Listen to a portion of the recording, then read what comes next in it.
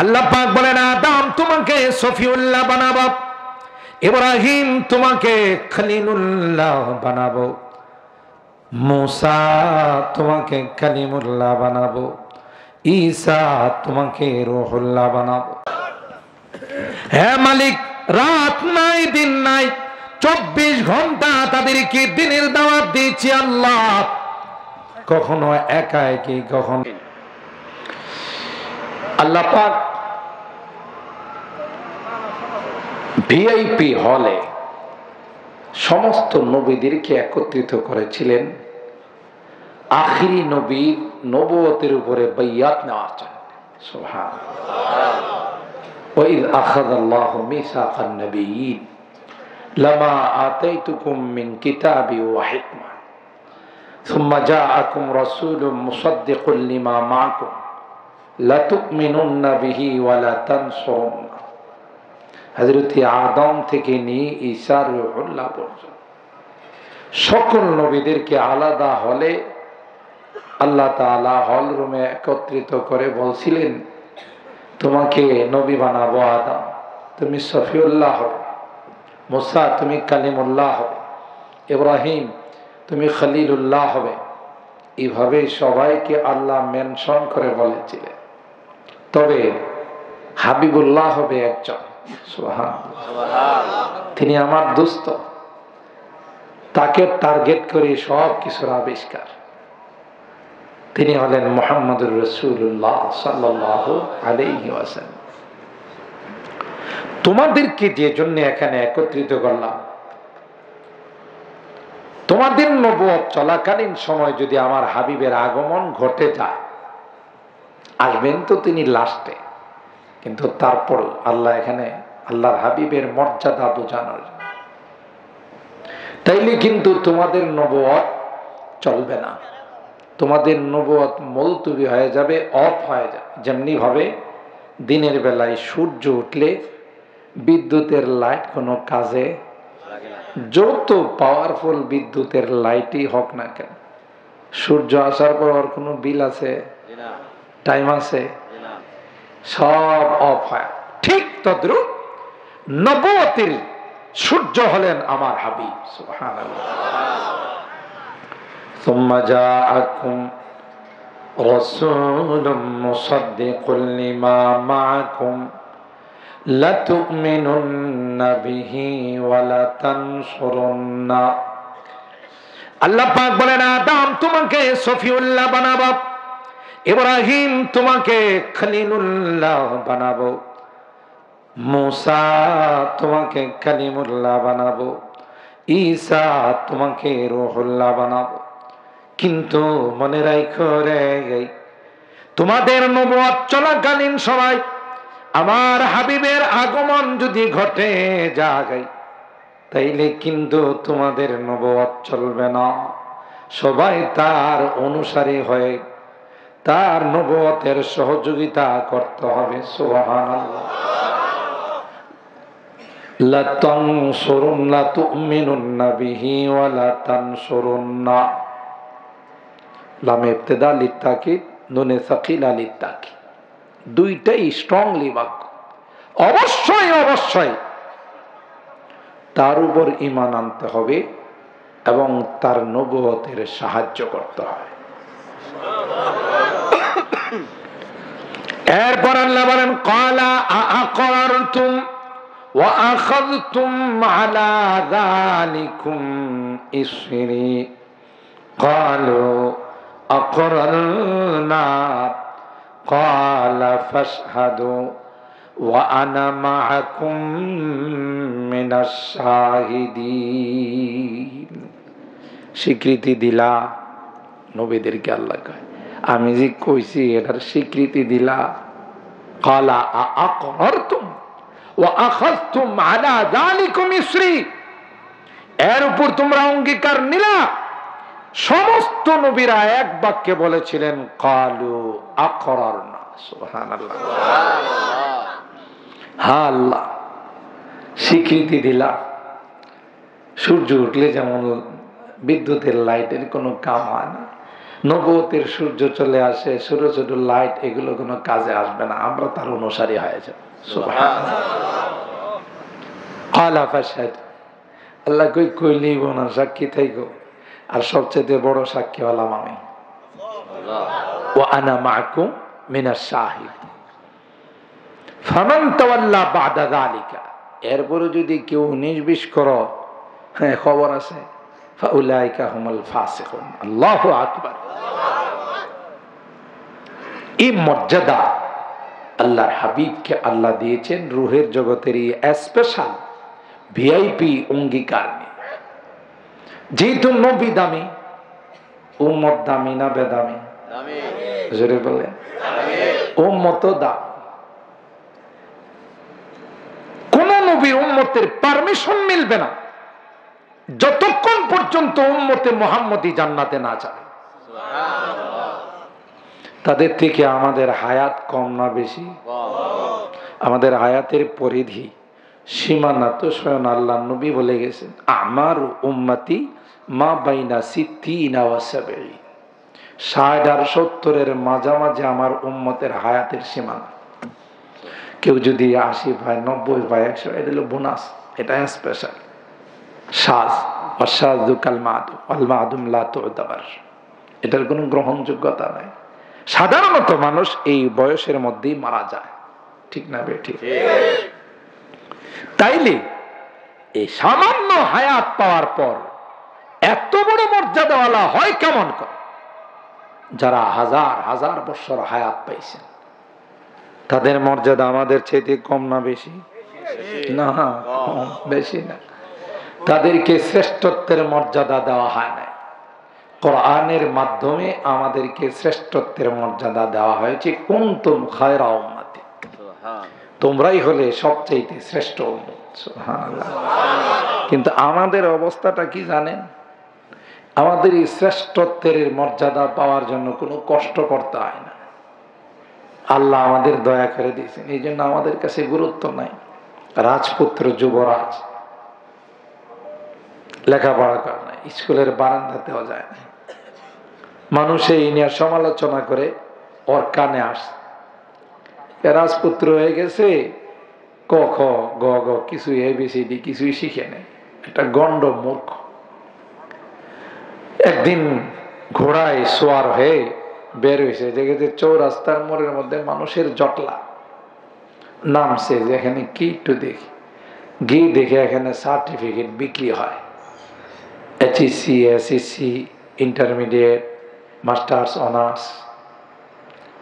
এবার সুযোগ, যেহেতু সার্টিফিকেট বিক্রি হয়, এখন আর আমার কেউ অশিক্ষিত গিয়ে জিজ্ঞাসা করতেছে, ভাই আপনার কাছে কি সার্টিফিকেট? যা চান তাই আছে। আমাকে ইন্টারমিডিয়েটের একটা সার্টিফিকেট দেন, HSCর একটা কি দেন, সার্টিফিকেট দেন। গত $200 সার্টিফিকেট নিয়ে যখন আসতেছে, হঠাৎ করে মনে পড়লো আমি তো এখন থেকে শিক্ষিত, যেহেতু আমার কি আছে, তাহলে আমি যে ঘোড়াটা দিয়ে চলি, এটা অশিক্ষিত থেকে লাভ কি? এটার জন্য একটা সার্টিফিকেট নিয়ে নি। তো একটু পরে গিয়া কো, ভাই আর একটা সার্টিফিকেট লাগবে। বললো যে কার জন্য? কয় আমি তো এখন শিক্ষিত, আমার ঘোড়ার জন্য মেট্রিকের সার্টিফিকেট দিলেই চলবে।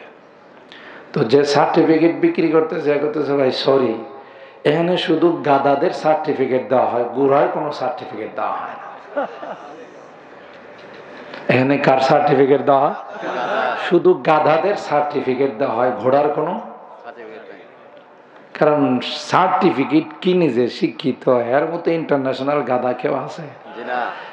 এটি কি কিনে শিক্ষিত হওয়া যায় না? লেখাপড়া করে, তার কাছে এই সার্টিফিকেটের কোনো মূল্য নাই, যেটা এমনি পাওয়া যায়।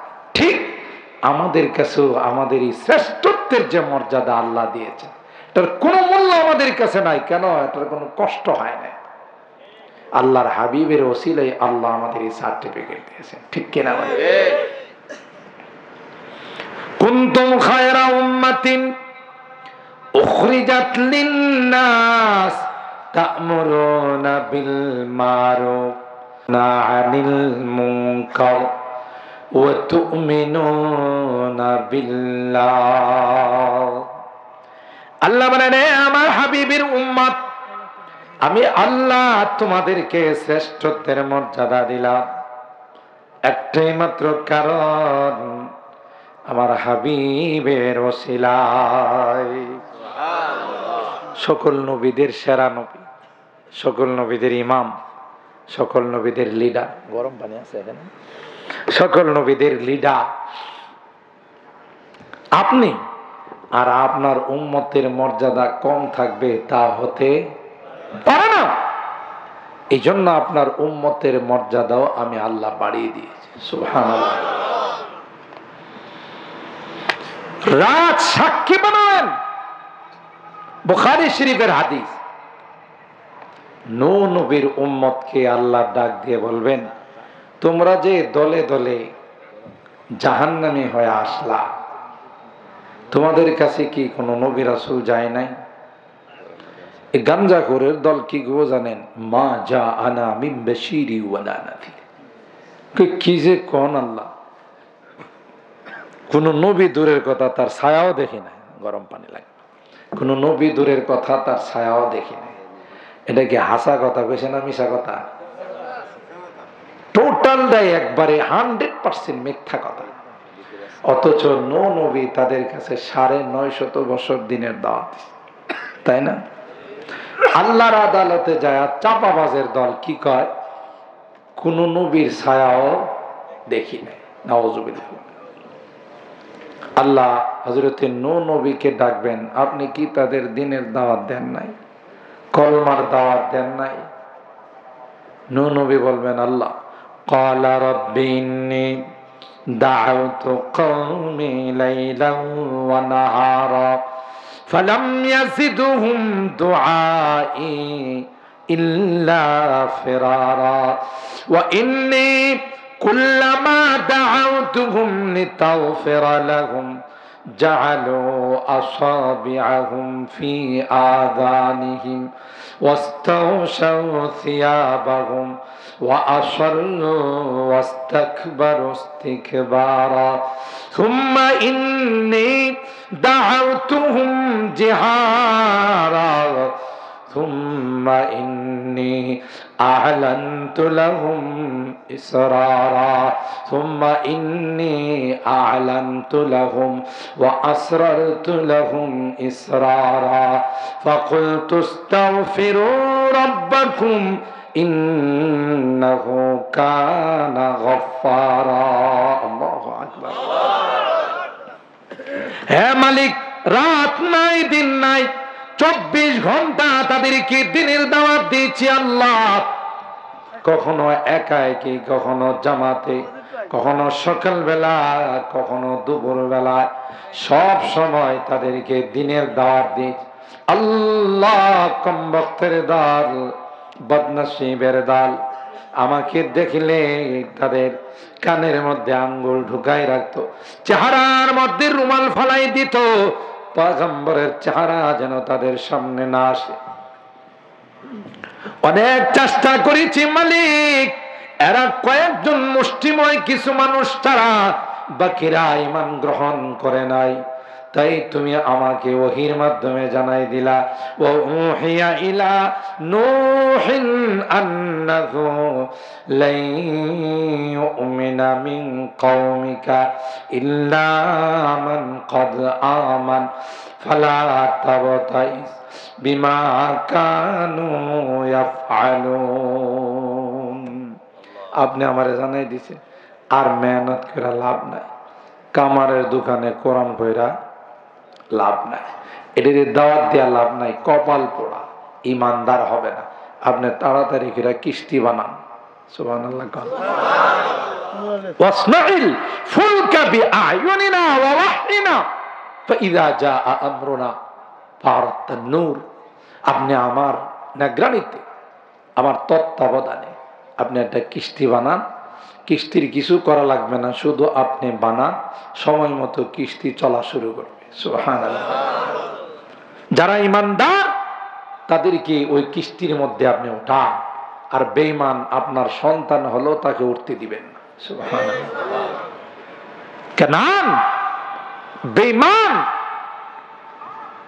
নূহ আলাইহিস সালাতু ওয়াস সালামের কিস্তিতে ওঠার পারমিশন নাই। বুঝা গেল এই লাইনে বংশের পরিচয় দেওয়া লাভ নাই, ব্লাডের পরিচয় দেওয়া লাভ নাই। মান বাত্তা বিহি আমালু লাম ইয়াসরি বিহি নাসাব। বংশ যত উচ্চরে হোক না কেন, যত উচ্চাঙ্গের বংশ হোক না কেন, আমল খারাপ হলে বংশ দিয়ে পার পাওয়া।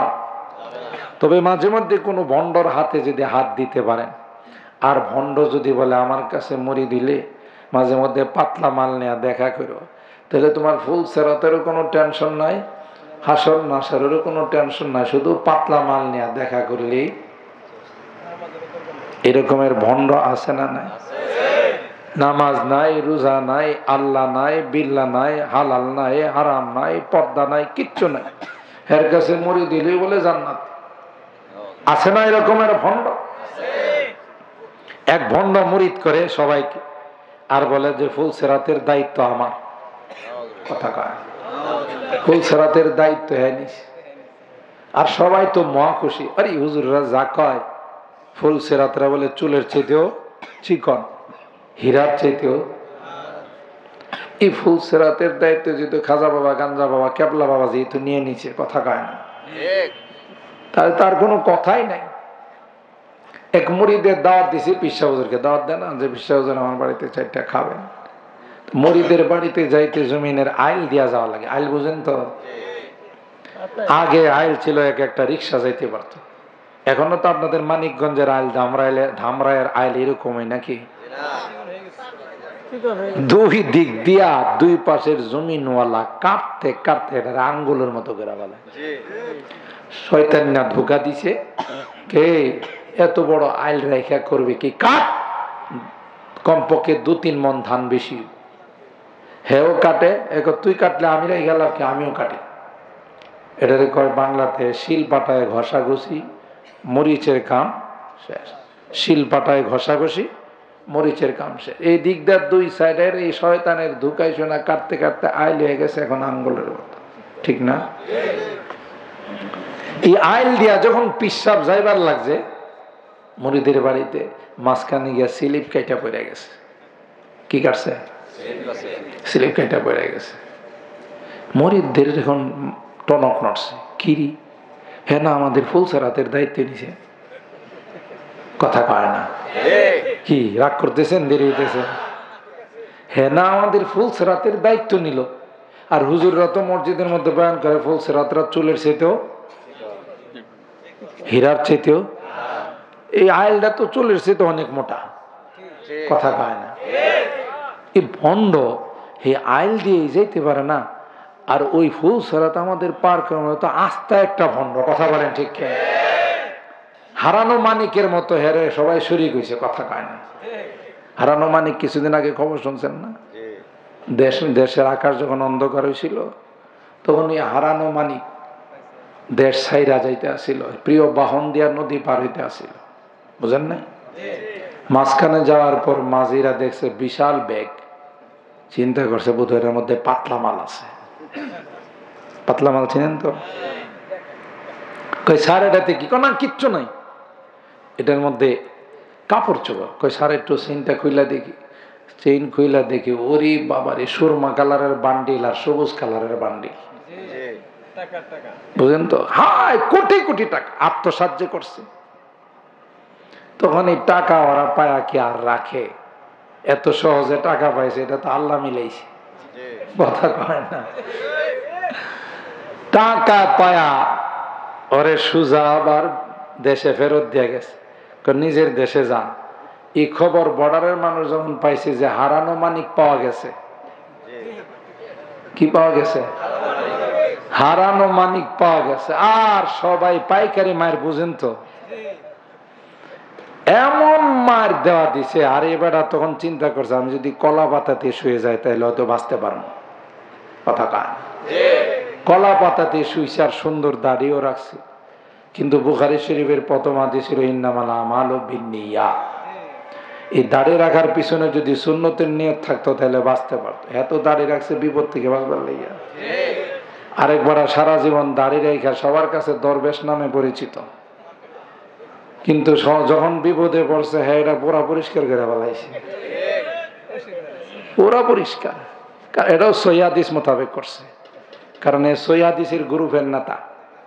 কথা কেন কিছু হলে এক গ্রুপ আছে না, এক গ্রুপ আছে কিছু সহিহ হাদিস আসেনি, সহিহ হাদিস ওই গ্রুপের নেতা ছিল, তো এই জন্য সে সহিহ হাদিস মোতাবেকই দাড়ি কাটছে।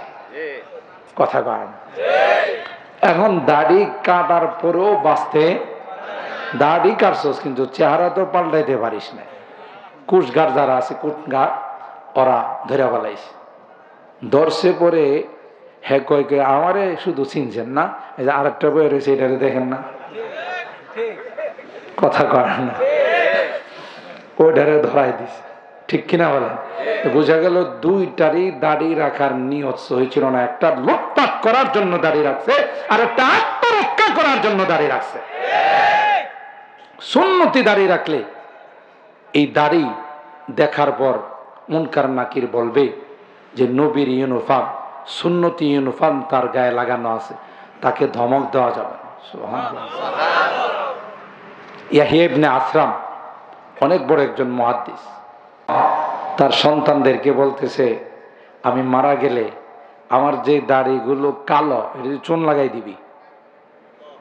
সন্তানরা কয় এইটা কোন কথা কইলেন আপনি, আপনার দাড়ি কালো এটা চুন লাগাই, তো তোদের যা খুশি তা করিস। অনেক বড় মুহাদ্দিস, চুন লাগাই দিবি, দিয়া আমার যেগুলো সাদা আছে এটির সাথে ওইটিরও সাদা বানাই দিবি। সুবহানাল্লাহ। খবরে যখন রাখা হয়েছে, আসছে দুইজন ইমিগ্রেশনের পুলিশ, চিনেন না ইমিগ্রেশনের পুলিশ? মুনকার নাকির। ইমিগ্রেশনের পুলিশ আইসা ওনার এক সাগরের স্বপ্ন দেখছে, ওনার এটা পরে উনি লেখছে, আইসা কইতেছে মার রব্বুক, আপনার রবকে। এবারে কিছু কয়টায় না, বুঝলেন না, হা বা না কিছুই কয় না।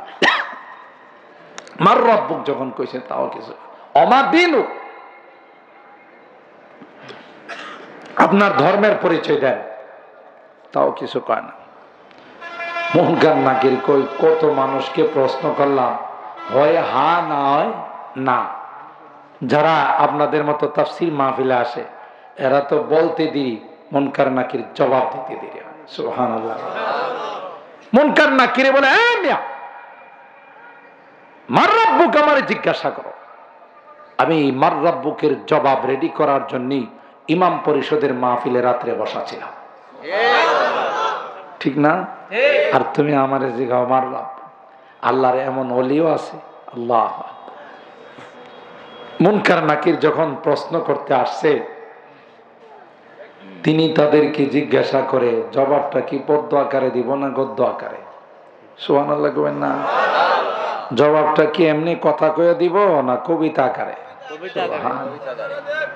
আরে আমি না, কথা শুনে মুনকার নাকি, আমি তো মরি নাই, আমার যদি কবিতা আকারে দেন তাহলে তো আপনারা মাইরা ফেলাইলেন আগেই।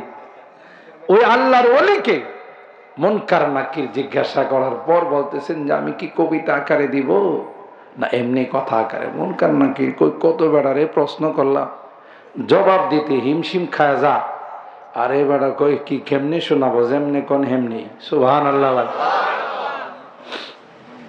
কহাম কবিতা আকারে দেন। সুবহানাল্লাহ। আল্লামা নাসাফি রাহিমাহুল্লাহ, উলামায়ে কেরাম জানেন শরহুল আকায়েদ, আমাদের মাদ্রাসার মধ্যে একটা কিতাব আছে আকায়েদের কিতাব, এটার মতনটা আমার হলো মতনুল আকায়েদিন নাসাফিয়া। আল্লামা নাসাফি রাহমাতুল্লাহ আলাইহি কত বড় মাপের আল্লাহর ওলি ছিলেন, ওনার জীবনীতে পাওয়া যায়।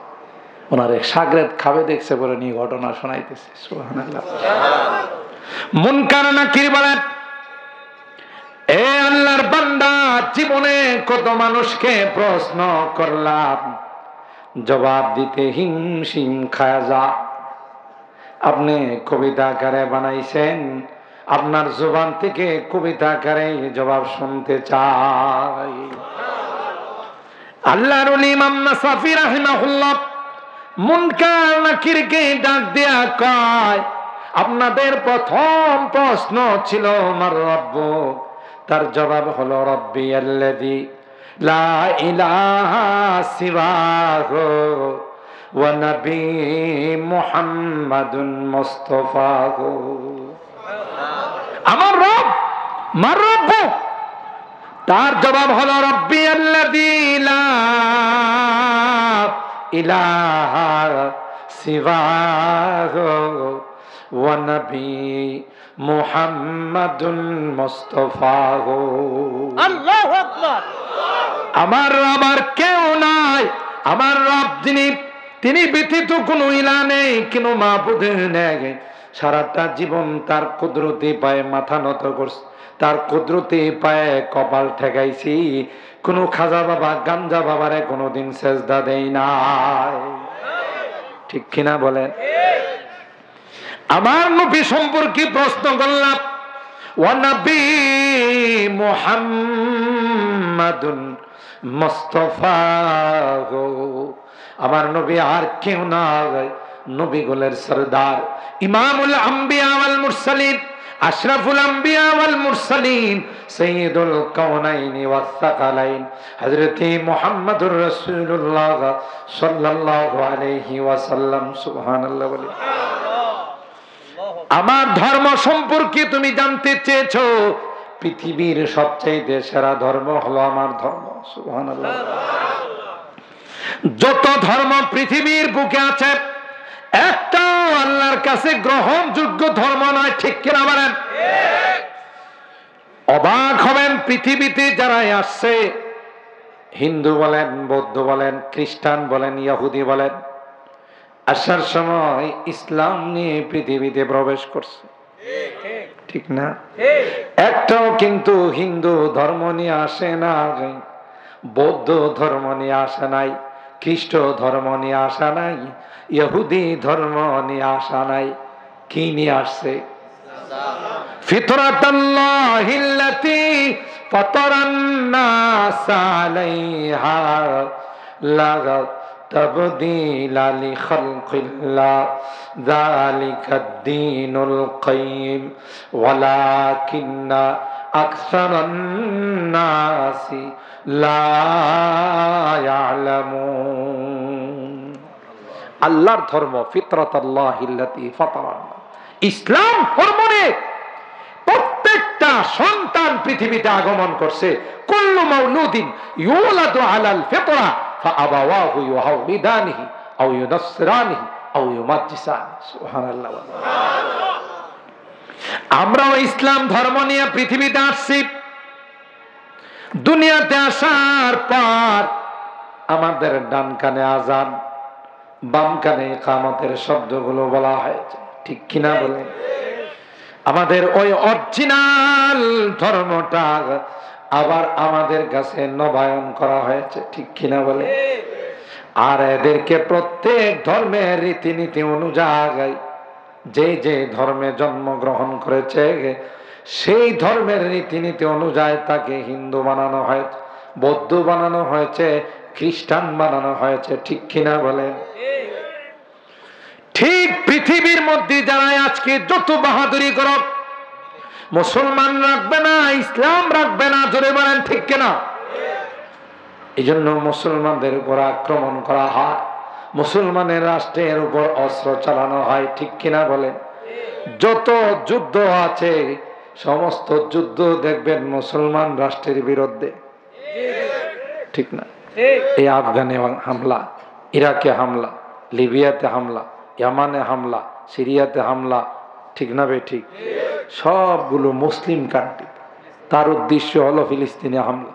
মুসলমানরাই তাদের সবচাইতে বড় শত্রু। ঠিক কিনা বলে? ইসলাম ধর্মের অনুসারী যারা আছে তাদেরকে তারা বরদাস্ত করতে পারে না। ঠিক কিনা বলেন? অথচ দুনিয়া থেকে যাওয়ার সময় এরাও কিন্তু ইসলাম ধর্ম নিয়ে যাওয়ার চেষ্টা করে। আপনি সুপার পাওয়ার রাষ্ট্রের প্রেসিডেন্ট বর্তমান ডোনাল্ড ট্রাম্প, তাই না? চায়নার প্রেসিডেন্ট শি জিনপিং, তাই না? রাশিয়ার প্রেসিডেন্ট ভ্লাদিমির পুতিন, ভারত অজাগিরা রাষ্ট্রের প্রেসিডেন্ট আকাটা নরেন্দ্র মোদী। কথা কয় না। হের দেশে আছে 32টা প্রদেশ, এক একটা প্রদেশ বাংলাদেশ থেকে বড়। এরপরে এই শকুনের বদনজর আমার বাংলাদেশের উপর ছিল যে কিভাবে এই দেশটাকে দখল করা যায়, ঠিক কিনা? যত বিধর্মী আছে সমস্ত বিধর্মীরা পৃথিবীর থেকে যাওয়ার সময় সাকারাত যখন শুরু হয়ে যাবে, মৃত্যুর নিদর্শন যখন শুরু হয়ে যাবে, তখন আল্লাহর কাছে তাওবা করবে, খালেস তাওবা করবে, বলবে আমান্না বিল্লাহি ওয়াহদা, আল্লাহ একমাত্র তোমার উপর ঈমান আনলাম, আমার ধর্মরে তালাক দিলাম। সময় আছে না গেছে গা? কথা কয় না। সময় নাই, ঠিক না?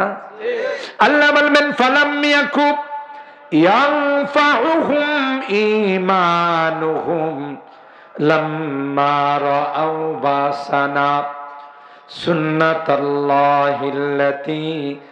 قد خلت في عبادي وخسر هنالك الكافرون আল্লাহ বলেন না না, এখন যতই ঈমান আনো, যতই আমি আল্লাহর একত্ববাদকে স্বীকার করো, কাজ হবে না, সময় চলে গেছে, এখন ঈমানের কোনো মূল্য নাই। ঠিক কিনা বলেন? তাহলে কি প্রমাণ হলো অরিজিনাল ধর্ম হেগরটা না আমাদেরটা?